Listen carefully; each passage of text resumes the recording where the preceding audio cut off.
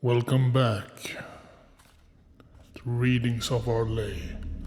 Today we are reading The Nameless City by H.P. Lovecraft. Let's begin. When I draw nigh the Nameless City, I knew it was accursed. I was traveling in a parched and terrible valley under the moon, and afar I saw it protruding uncannily above the sands as parts of a corpse may protrude from an ill-made grave.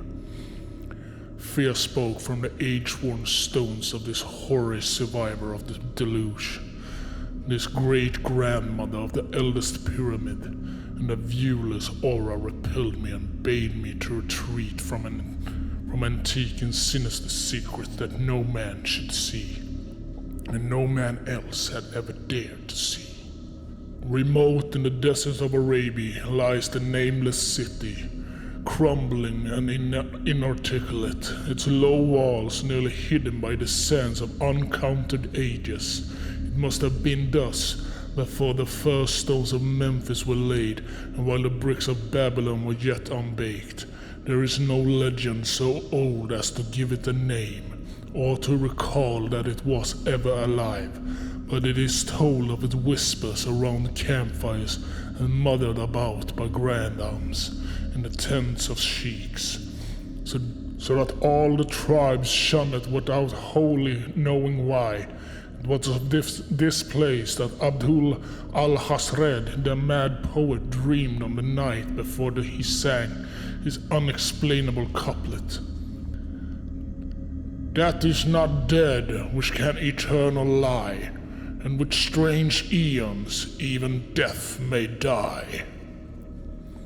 I should have known that the Arabs had good reason for shunning the Nameless City. The city told of its strange tales but seen by no living man, yet I defied them and went into the untrodden waste with my camel.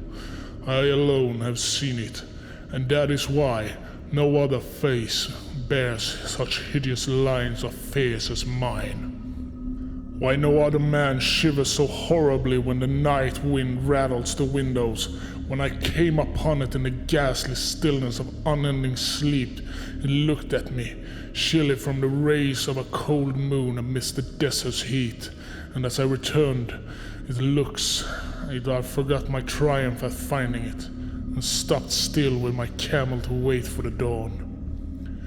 For hours I waited, till the east grew grey and the stars faded, and the grey turned to rosy light.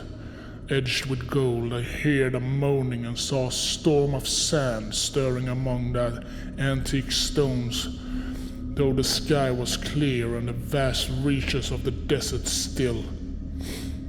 Then suddenly above the desert's far rim came the blazing edge of the sun, seen through the tiny sandstone which was passing away, and in my fevered state I'd fancied that from some remote depth there came a crash of musical metal to hail the fiery disk.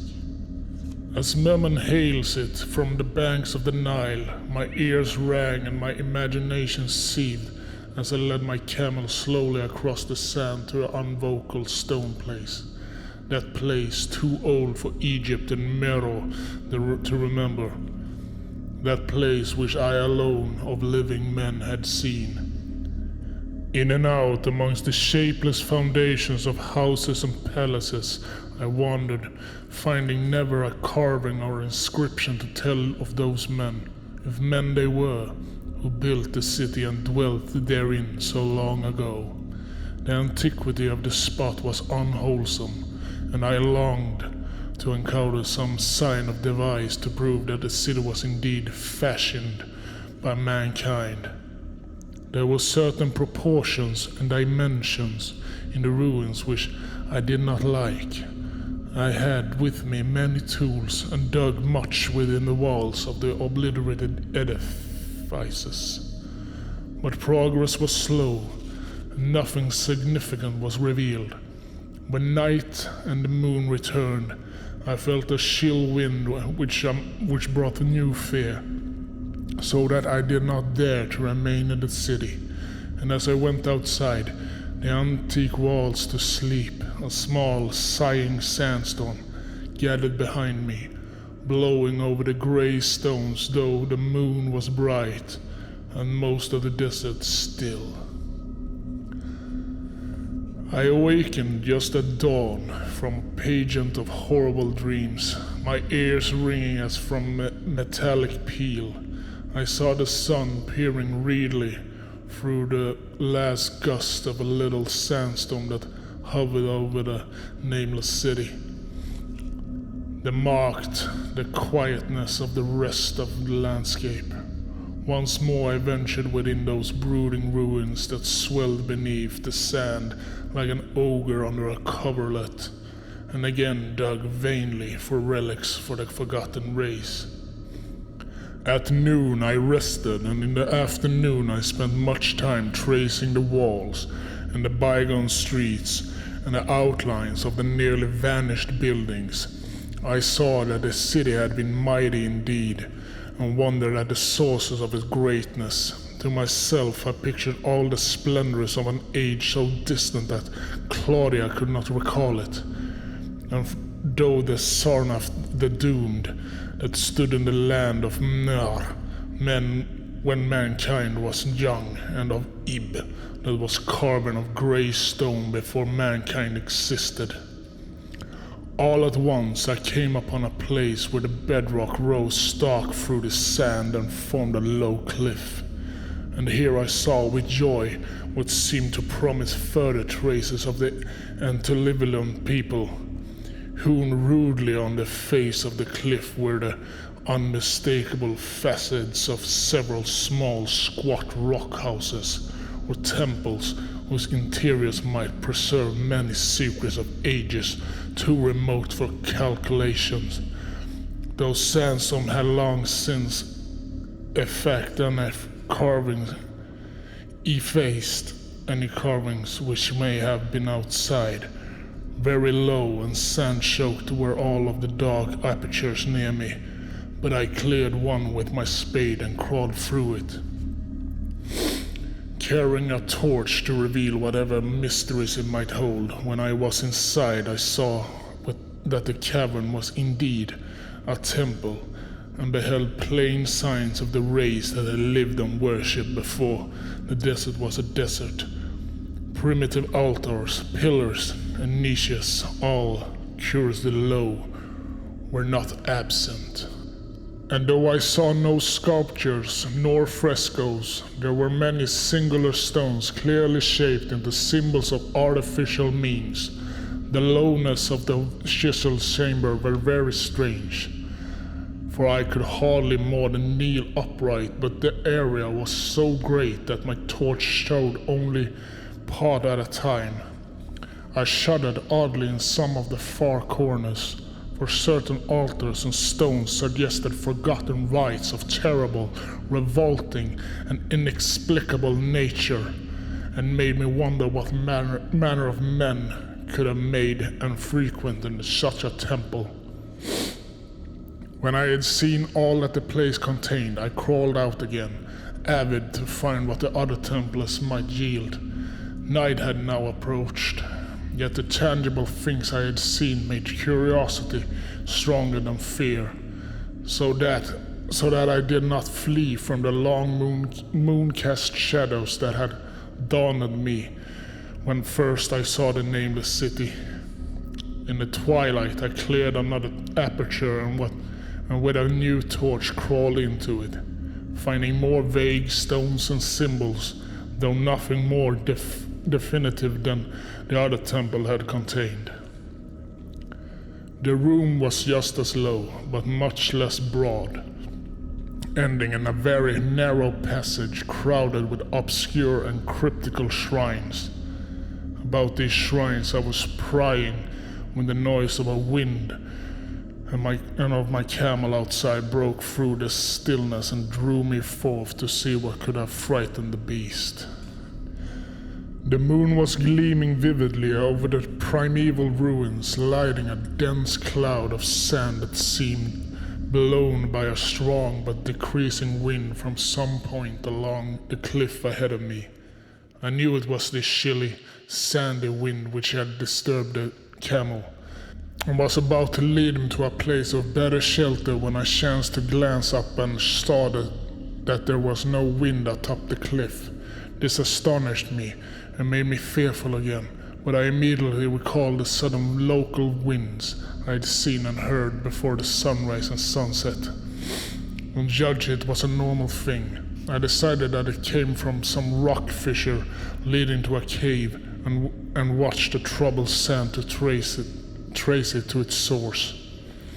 Soon perceiving that it came from the black orifice of a temple a long distance south of me, almost out of sight, against the choking sand cloud I plodded toward this temple, which as I neared it loomed larger than the rest, and shewed a doorway far less clogged with caked sand. I would have entered had not the terrific force of the icy wind almost quenched my torch. It poured madly out of the dark door, sighing uncannily as it ruffled the sand and spread about the weird ruins. Soon it grew fainter and the sand grew more and more still, till finally all was at rest again. But a presence seemed stalking among the spectral stones of the city, and when I glanced at the moon it seemed to quiver as though mirrored in unquaint waters. I was more afraid than I could explain, but not enough to dull my thirst for wonder. So as soon as the wind was quite gone, I crossed into the dark chamber from which it had come.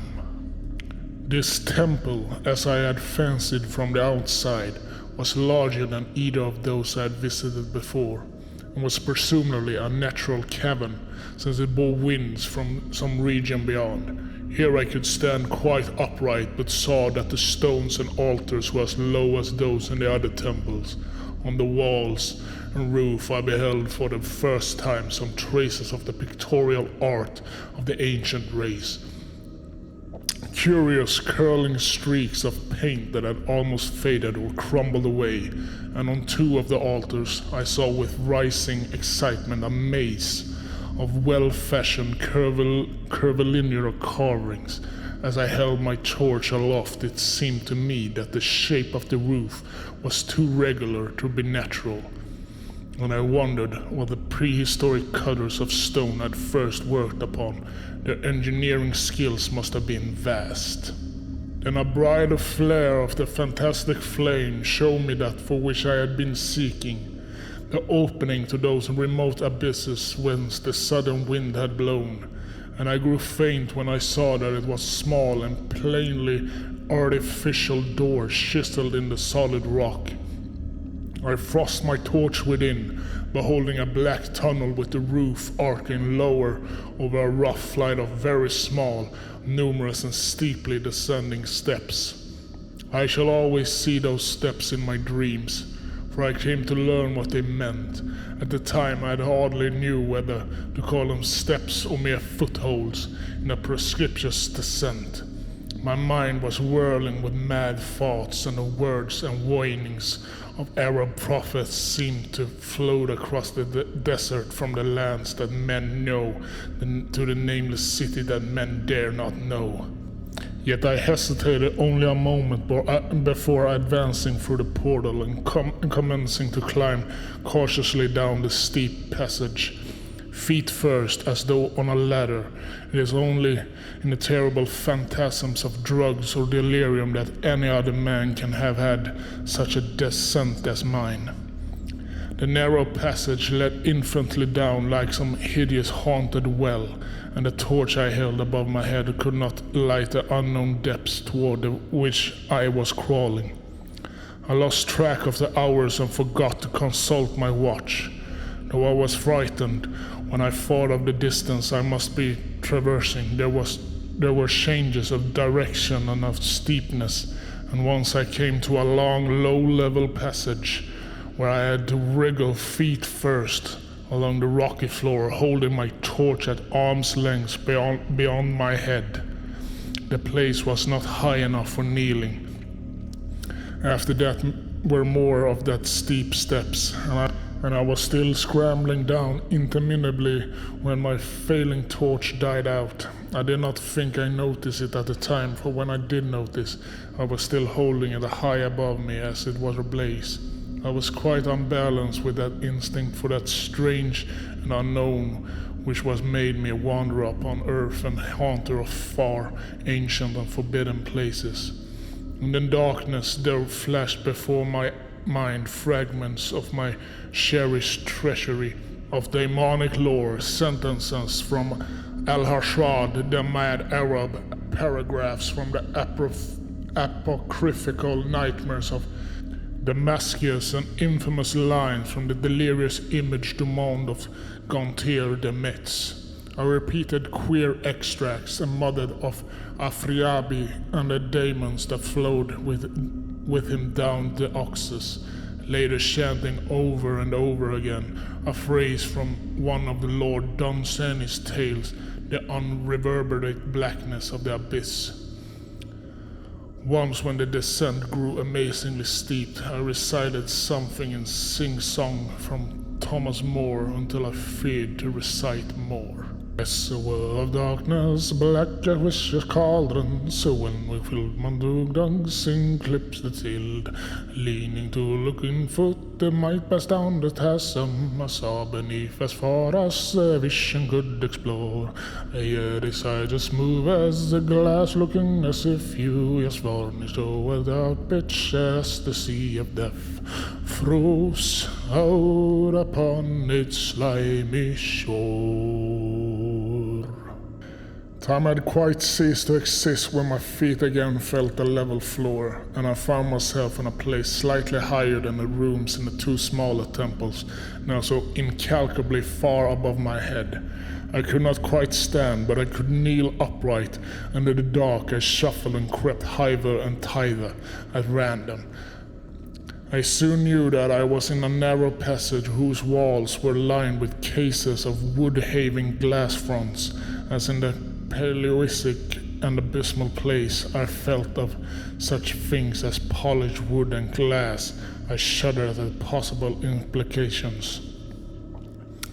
The cases were apparently ranged along each side of that passage at regular intervals, and were oblong and horizontal, hideously like coffins in shape and size. When I tried to move two or three for further examination, I found they were firmly fastened. I saw that the passage was a long one, so floundered ahead rapidly in a creeping run that would have seemed horrible had any eye watched me in the blackness, crossing from side to side occasionally to feel of my surroundings and be sure the walls and rows of cases still stretched on. Man, I is so used to thinking visually that I almost forgot that the darkness and pictured the endless corridor of wood and glass in its low-studded monotony as though I saw it. And then in a moment of indescribable emotion I did see it. Just when my fancy emerged into real sight I cannot tell. But there came a gradual glow ahead, and all at once I knew it was the dim outlines of the corridor, and the cases revealed by some unknown subterranean phosphorescence.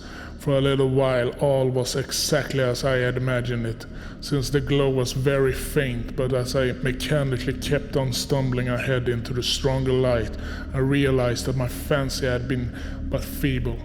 This hall was no relic of crudity like the temples in the city above, but a monument of the most magnificent and exotic art, rich, vivid, and daringly fantastic. The signs and pictures formed a continuous scheme of mural paintings whose lines and colors were beyond description. The cases were of a strange golden wood with fronts of exquisite glass, and contained the mummified forms of creatures outreaching and grotesque the most chaotic dreams of man. To convey any idea of these monstrosities is impossible. They were of the reptile kind, with body lines suggesting sometimes the crocodile, sometimes the seal, but more often nothing of which either the naturalist or the paleontologist ever heard. In size they approximated a small man, and their forelegs bore delicate and evidently flexible feet, curiously like human hands and fingers, but strangest of all were their heads, which presented a contour violating all known biological principles. To nothing can such things be well compared. In one flash I thought of comparisons of varied as the cat, the bulldog, the mythic satyr, and the human being. Not Jove himself had so colossal and protrudent of a forehead, yet the horns and noselessness and the alligator-like jaw placed the things outside all established categories. I debated for a time on the reality of the mummies, half suspecting they were artificial idols, but soon decided they were indeed some Paleogean species which had lived when the Nameless City was alive. To crown their grotesqueness, most of them were gorgeously enrobed in costliest fabrics, and lavishly laden with ornaments of gold, jewels, and unknown shining metal. The importance of these crawling creatures must have been vast, for they held first place among the wild designs on the frescoed walls and ceiling. Which matchless skill had the artists drawn them in a world of their own, wherein they had cities and gardens fashioned to suit their dimensions, and I could not but think that their pictured history was allegorical, perhaps showing the progress of the race that worshipped them. These creatures, I said to myself, were to the men of the Nameless City that what the she-wolf was to Rome, or some totem beast that is a tribe of Indians. Holding this view, I thought I could trace roughly a wonderful epic of the Nameless City, the tale of mighty sea-coast metropolis that ruled the world before Africa rose out of the waves, and of its struggles as the sea shrank away, and the desert crept into the fertile valley that held it. I saw its wars and triumphs, its troubles and defeats, and afterward its terrible fight against the desert, when thousands of its people were here represented in allegory by the grotesque reptiles were driven to chisel their way down through the rocks in some marvelous manner to another world whereof their prophets had hold them.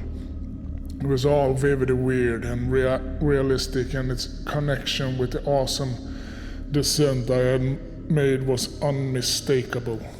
I even recognized the passages. As I crept along the corridor toward the brighter light, I saw later stages of that painted epic, the leave-taking of the race that had dwelt in the Nameless City and the valley around for 10 million years, the race whose souls shrank from quitting scenes their bodies had known so long, where they had settled as nomads in the earth's youths, hewing in the virgin rock those primal shrines at which they never ceased to worship. Now that the light was better, I studied the pictures more closely, and remembering that the strange reptiles must represent the unknown men, pondered upon the customs of the Nameless City. Many things were peculiar and inexplainable. The civilization which included a written alphabet had seemingly risen to a higher order than those immeasurably later civilizations of Egypt and Chaldea. Yet there were curious omissions. I could, for example, find no pictures to represent deaths or funeral customs, save such as were related to wars, violence, and plagues, and I wondered at the written shown concerning natural death. It was as though an ideal of earthly immortality had been fostered as a sharing illusion. Still, nearer the end of the passage were painted scenes of the utmost picturesqueness and extravagance, contrasted views of the Nameless City and its desertion and growing ruin, and of the strange new realm or paradise to which the race had hewed its way through the stone. In these views, the city and desert valley were shown always by moonlight, a golden nimbus hovering over the fallen walls and half revealing the splendid perfection of former times, shown spectrally and elusively by the artist. The paradisal scenes were almost too extravagant to believe, portraying a hidden world of eternal day filled with glorious cities and ethereal hills and valleys. At the very last, I thought I saw signs of an artistic anticlimax. The paintings were less skillful and much more bizarre than even the wildest of its earlier scenes. They seemed to record a slow decadence of the ancient stock, coupled with a growing ferocity toward the outside world, from which it was driven by the desert. The forms of the people, always represented by sacred reptiles, appeared to be gradually wasting away, though the spirit as shown hovering about the ruins by moonlight gained in proportion. Emaciated priests displayed as reptiles in ornate robes cursed the upper air and all who breathed it, and one terrible final scene showed a primitive-looking man, perhaps a pioneer of ancient Irem, the city of pillars, torn to pieces by members of the elder race. I remembered how the Arabs feared the Nameless City and was glad that beyond this place the grey walls and ceiling were bare. As I viewed the pageant of mural history, I approached very closely the end of a low-ceiled hall and was aware of a great gate through which came all of the illuminating phosphorescence. Creeping up to it, I cried aloud in transcendent amazement of what lay beyond, for instead of other and brighter chambers there was only an illimitable void of uniform radiance, such as one might fancy when gazing down from the peak of Mount Everest upon a sea of sunlit mist. Behind me was a passage so cramped that I could not stand upright in it. Before me was an infinity of subterranean effulgence. Reaching down from the passage into the abyss was the head of a steep flight of steps, small, numerous steps, like those of the black passage I had traversed, but after a few feet, the glowing vapors concealed everything. Swung back against the left-hand wall of the passage was a massive door of brass, incredibly thick and decorated with fantastic bas-reliefs, which could, if closed, shut the whole inner world of light away from the vaults and passage of rock. I looked at the steps, and for the nuns dared not try them. I touched the open brass door and could not move it. Then I sank prone to the stone floor, my mind aflame with prodigious reflections which not even death-like exhaustion could banish. As I lay still with closed eyes, free to ponder, many things I had lightly noted in the frescoes came back to me with new and terrible significance. Scenes representing the Nameless City in its heyday, the vegetation of the valley around it, and the distant lands with which merchants traded. The allegory of the crawling creatures puzzled me with its universal prominence, and I wondered that it should be so closely followed in a pictured history of such importance in the frescoes. That Nameless City had been shown in proportions fitted to the reptiles. I wondered what its real proportions and magnificence had been, and reflected a moment on certain oddities I had noticed in the ruins. I thought curiously of the lowness of the primal temples and of the underground corridor, which were doubtless hewn thus out of deference to the reptile deities there honored, though it perforce reduced their worshippers to crawling. Perhaps the very rites had involved a crawling in imitation of the creatures. No religious theory, however, could easily explain why the level passage in that awesome descent could be as low as the temples or lower, since one could not even kneel in it. As I thought of the crawling creatures whose hideous and mummified forms were so close to me, I felt a new throb of fear. Mental associations are curious. and I shrank from the idea that except for the poor primitive man torn to the pieces in the last painting, mine was the only human form amidst the many relics and symbols of primordial life. But as always in my strange and roving existence, wonder soon drove out fear, for the luminous abyss and what it might contain presented a problem worthy of the greatest explorer. That a weird world of mystery lay far down that flight of peculiarly small steps I could not doubt, and I hoped to find there those humans memorial which the painted corridor had failed to give. The frescoes had pictured unbelievable cities, hills, and valleys in the lower realm, and my fancy dwelt on the rich and colossal ruins that awaited me. My fears, indeed, concerned the past rather than the future. Not even the physical horror of my position in that cramped corridor of dead reptiles and antediluvian frescoes, miles below the world I knew and faced by another world of eerie light and mist, could match the lethal dread I felt at the abysmal antiquity of the scene and its soul. An ancientness so vast that the measurement is feeble seemed to leer down from the primal stones of rock-hewn temples in the Nameless City, while the very latest of the astonishing maps in the frescoes showed oceans and continuous and continents that man had forgotten, with only here and there some vaguely familiar outline of what could have happened in the geological eons since the painting ceased and the death-hating race recently succumbed to decay. No man might say life had once teemed in these caverns in the luminous realm beyond. Now I was alone with vivid relics, and I trembled to think of the countless ages through which these relics had kept a silent and deserted vigil.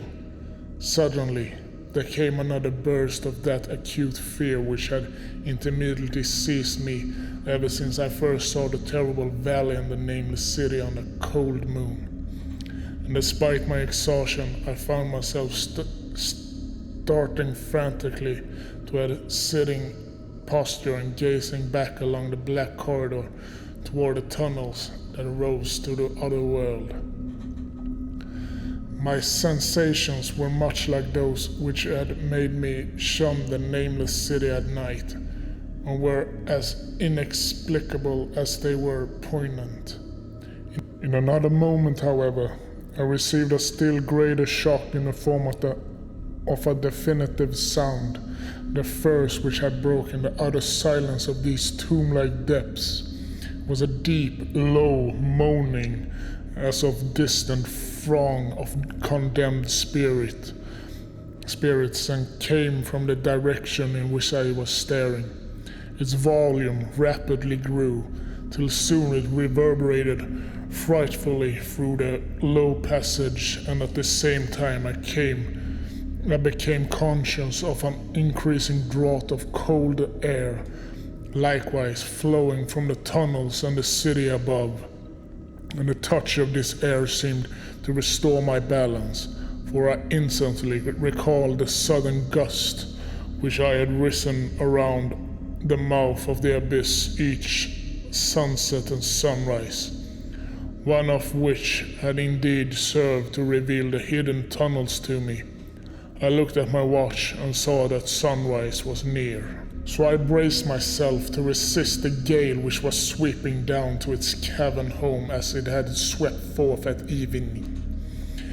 My fear again waned low, since a natural phenomenon tends to dispel broodings over the unknown. More and more madly poured the shrieking, moaning night wind into the gulf of the inner earth. I dropped prone again and clutched vainly to the floor for fear of being swept bodily through the open gate into the phosphorescent abyss. Such fury I had not expected, and as I grew aware of an actual slipping of my form toward the abyss, I was beset by 1,000 new terrors of apprehension and imagination. The malignancy of the blast awakened incredible fancies.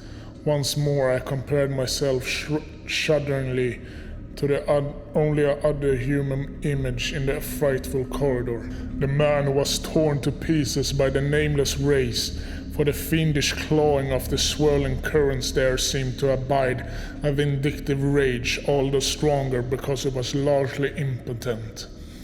I think I screamed frantically near the last. I was almost mad, but if I did so, my cries were lost in the hell-born babble of the howling wind waves. I tried to crawl against the murderous, invisible torrent, but I could not even hold my own as I was pushed slowly and inexorably toward the unknown world. Finally, reason must have wholly snapped, for I fell so babbling over and over that unexplainable couplet of the mad Arab Al-Hashred who dreamed of the nameless city. That is not dead which can eternal lie, and with stranger eons death may die. Only the grim brooding desert gods know what really took place, what indestructible struggles and scrambles in the dark I endured, or what Abaddon guided me back to life, where I must always remember and shiver in the night wind till oblivion or worse claims me. Monstrous, unnatural, colossal was the thing, too far beyond all the ideas of man to be believed, except in the silent, damnable small hours when no one cannot sleep.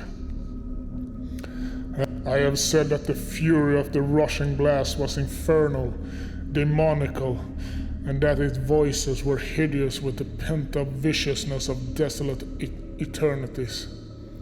Presently those voices, while still chaotic before me, seemed to my beating brain to take articulate form behind me, and down there in the grave of unnumbered aeon-dead antics, league below the dawn-lit world of men, I heard the ghastly cursing and snarling of strange-tongued fiends. Turning, I saw outlined against the luminous ether of the abyss what could not be seen against the dusk of the corridor, a nightmare horde of rushing devils, hate-distorted, grotesquely panophiled, half-transparent devils of a race no man might mistake, the crawling reptiles of the Nameless City. And as the wind died away, I was plunged into the ghoul people blackness of Earth's bowels, for beyond the last of the creatures the great brazen door clanged shut with a deafening peal of metallic music, whose reverberations swelled out of the distant world to hail the rising sun as Memnon hails it from the banks of the Nile.